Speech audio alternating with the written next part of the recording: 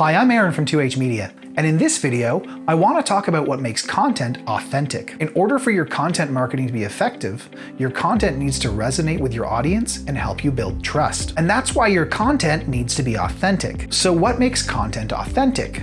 Well, the answer is surprisingly simple. Authentic content is any content you put out that's in true alignment with your brand values. Think about what you value as a business owner.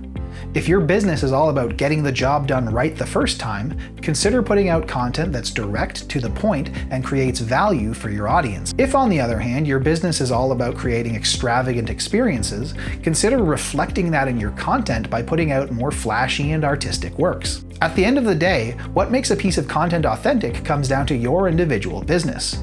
But staying true to your brand values is a surefire way to make sure that you don't miss the mark. If you're interested in creating authentic marketing content, then I encourage you to book a free strategy session with one of our experts.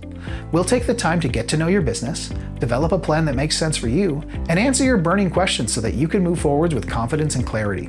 If that sounds impactful, then book a strategy session. And in the meantime, thanks for watching.